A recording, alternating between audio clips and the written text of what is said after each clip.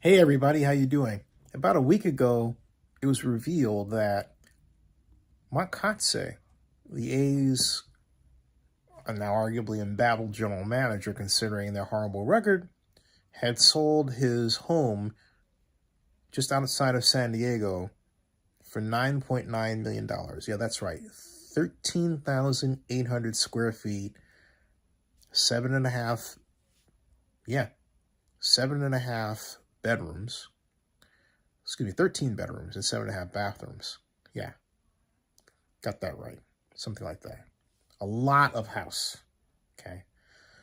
Well, he sold it. Now, why would he do that? Today is April 17th. The A's have one more year effectively in Oakland. The Coliseum lease runs out December 31st, 2024. There had been no negotiations to extend the lease.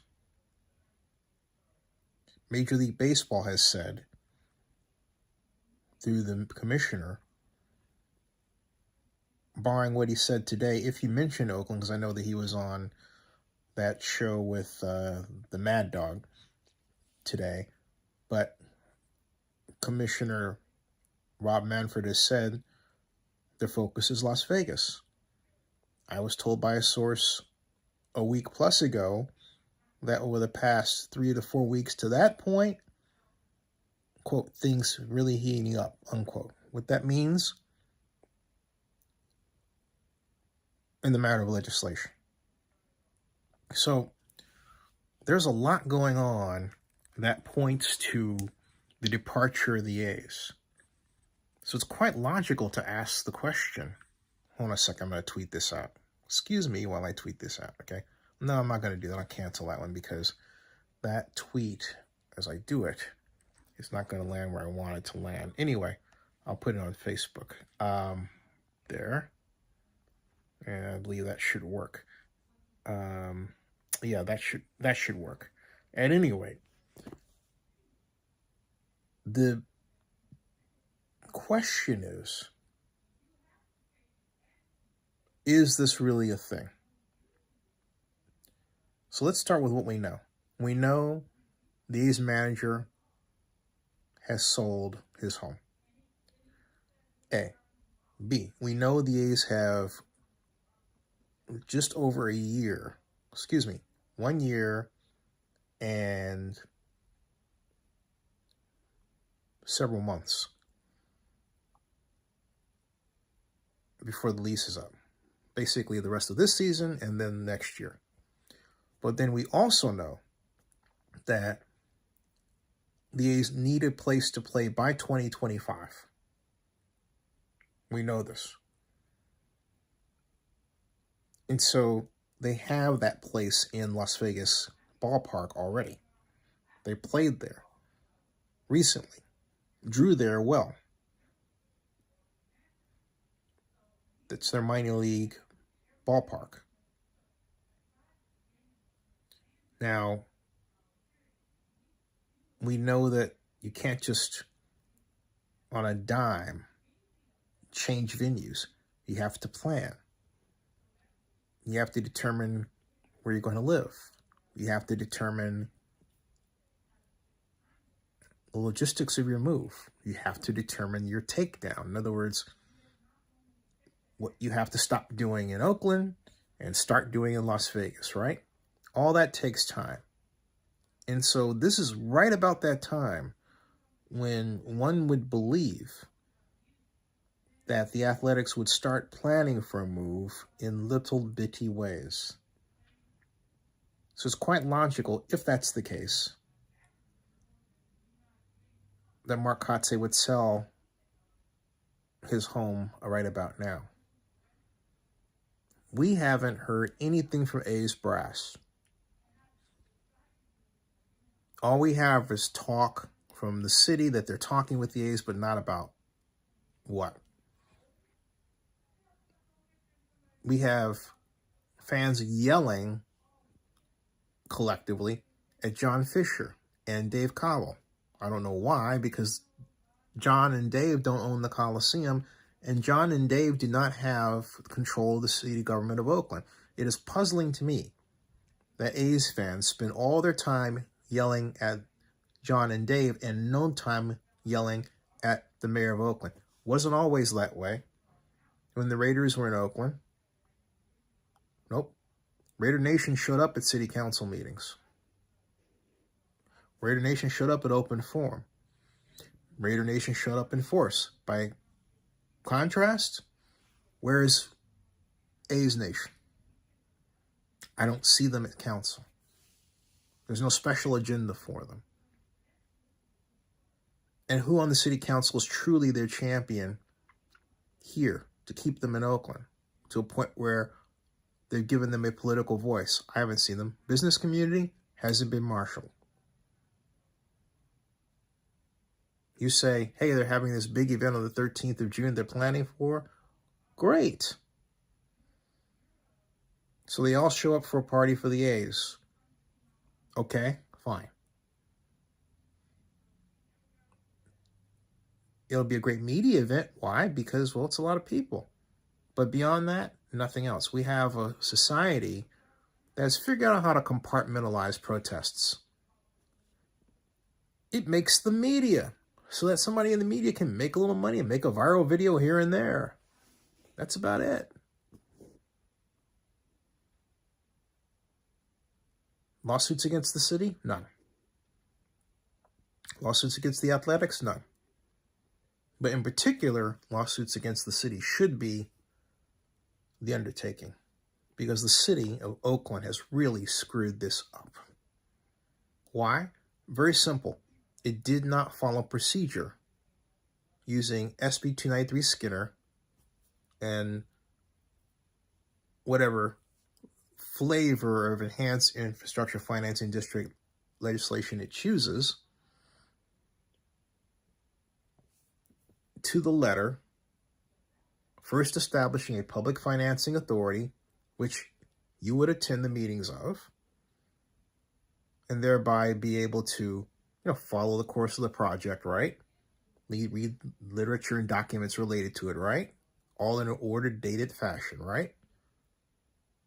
An infrastructure financing plan, so you know where the projected collection of tax increment financing revenues and what federal funds can be collected were to go. All of that could have been done between late 2019 and 2021. Instead, it wasn't. What happened was the city focused on design issues with the A's and what the city wanted the A's to do, what the A's needed from the city. Documents show that, but nothing about financing. They worked a lot on the EIR and community plans, but nothing on financing, which sounds a little bass-backward, doesn't it? You need money to build something. But this version of the city of Oakland didn't get that memo. It doesn't have that little genetic thing where it says, hey, money, okay? John Akala says, hey, John, he says, how unlikely do you think Oakland will get a WNBA team? At this point, not. And I'll tell you why. Because look at how women's soccer is handled. The Bay Area has been designated as a region for professional women's soccer.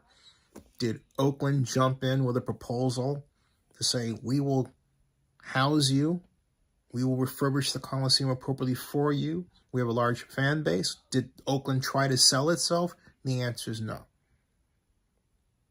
So how can Oakland expect to sell itself there and not do it, or to the NBA and not do it in that case? Oakland runs scared in its current configuration of brains. It's afraid. It's afraid that it won't get. It's always trying to do something that won't make waves, which is basically nothing. I have lived this for 3 decades, folks. I have lived this for 3 decades. From 1993, when I was first a columnist with Montclarian, to now. So you figure 93, 2003, 2013, 2023. Yeah, that's 30 years. That's a generation. I have a generation of experience in this. I know how Oakland ticks, which is basically Oakland is about individual achievement, not so much community achievement. Sure, it has a parade here or there, but these are little groups. But large-scale things, nah. Okay, so you have the Rockridge neighborhood group, or you have the Piedmont neighborhood group, or you have the West Oakland or WCAG group. Everybody has a little group that they're in. But the big collective, the Public Financing Authority, no. I established the Oakland Downtown Coalition to break a logjam politically that was tying up refurbishment of the AC Transit Center at 14th and Broadway. That was 1997. Got it done. Got it done. Even after a hilarious interruption by Bonacina and homeless people, she paid $5 per to look for a guy named Zinni Abraham.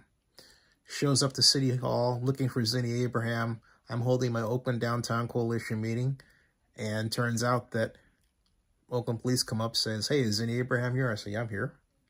It's a group that wants to talk to you. Okay. So I walk outside, they're cheering, "Hey, hey, ho, ho, Zinni Abraham has got to go." Why? Because they said I didn't include them in the meeting. Well, you know, the meeting wasn't for them. It was for the organizations that had a say in financing and getting the transit center going. It wasn't a general public effort meeting like that. That wasn't the way it was supposed to be. But what happened was they're cheering, "Hey, hey, ho, ho," because they got the idea that, oh, I'm not doing something for them. It was a total lie. Because at the end of the day, if you have a transit center, what is it? It's for bus transit for them, right? Okay? But hey, man, give somebody some money. They'll say anything, I suppose. Anyway, I realized they didn't know that I was in Abraham. I'm standing right before them with the Oakland police. Why? Because I'm black. Yeah, racism is a mental illness. So you know what I did? I got down there with them and I cheered, "Hey, hey, ho, ho, Zinni Abraham has got to go." For about a good 5 minutes. I thought, enough of this. I said, "Hey, but I'm Zinni Abraham." Oh. I can tell you story after story after story. Oakland does not have its act together. And when you get somebody like moi, who can get Oakland's act together, Oakland has this way of trying to eject you. That's a fact. That's why Oakland looks the way that it does today. That's why Oakland looks the way that it does today. And losing, we don't have the Warriors, but then, oh, we'll cheer for the Warriors. They're in San Francisco. How weak. By contrast, San Francisco Mayor Ed Lee had no problem saying, "You know what? I want the Warriors to be in San Francisco. They shouldn't be in Oakland." Ooh. So guess what he did? He aggressively went after them. That's what Joe Lacob told me when I interviewed him. It's right there, right here on Zinni62 YouTube. Has Oakland ever been credited with such aggression? Once. Twice. By who? By me, working with Oakland Council member District 4 Dick Spees to yank, I said it just like that, yank Cirque du Soleil from San Francisco in 1996. Oh, that was so fun. Yeah. And then again, with me, where I formed the Oakland Super Bowl 39 bidding committee of the Oakland Alameda County Sports Commission that I also created from scratch, and we came to within 8 NFL votes of getting the right to host the Super Bowl that people said that we would never even sniff. Well, folks, we did sniff it. Oakland is not aggressive. In fact, I told someone years ago, Oakland's biggest problem is the existence of San Francisco, because Oakland thinks, as Jerry Brown once put it, hey, everything's happening in San Francisco. The hotels are there. Why are you here? He said half jokingly. Okay? Half jokingly. So in all this, you all blame the A's ownership and Major League Baseball for trying to move. I don't blame them at all. I mean, you actually want them to sit there and put up with the collective lethargy of the Oakland administration? I don't care which mayor it is. Doesn't matter. Strong mayor is the problem. The strong mayor form of government has created the gantry for the launch of sports organizations out of Oakland. Why? Because it shifted the focus from a professional class of people like an Ezra Rapport doing a Raiders deal. He also did the Warriors deal, which worked, okay? Or Fred Blackwell, who was our sports czar and would have developed Coliseum City under the right corporate organizational structure of government, all right, to where we have today.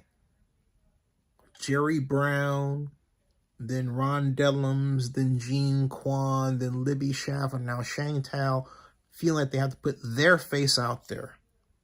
We don't need to see your face. We need to see the face of the project manager that's doing it to let us know what's happening and what's going to happen, where it's going to go. Look at Las Vegas and Stephen Hill. People says, what do you think about the boycott in June that's going to be started by fans? Yeah, fine, great. What's it going to do? You meet, everybody knows, we saw opening day, that A's fans are not the problem. But my issue is that why don't A's fans point the finger at the city? Why don't you go down to city council and storm the council? Why are you always blaming John Fisher and Dave Cobble? Because John's a billionaire? I mean, come on, that's weak stuff.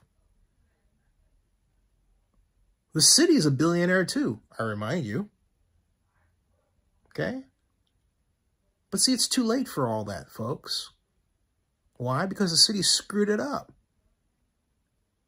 The city, in perfect Mission Impossible fashion, essentially lit the wick to get this going back in 2019 when California Governor Gavin Newsom, and a friend of mine for a long time, signed into law SB 293 Skinner, which made tax increment financing a thing, which also was the culmination of an idea that I put in Dave Cobble's head on the 4th of April, 2017.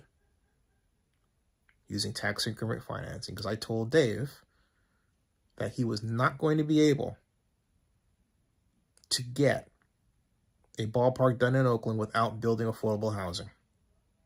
And so you had to pay for it. Subsidize a structure so that it becomes affordable. But this idea of soaking the rich that some of the Oakland council members have, or most of them, is ridiculous. Well, I want them to pay for the whole thing. That is a sure road to slumlordism. So you have this organization paying to build a project they didn't know will not pencil out because the rents aren't high enough. And you're not going to give them a subsidy? Crazy stuff. You tell these folks don't do math. It's disgusting. And you're expecting success out of this? What's going on up here? Huh? Just asking. I gotta go. More later. Subscribe to Zenny62. Bookmark OaklandNewsNowBlog.com. Go Warriors.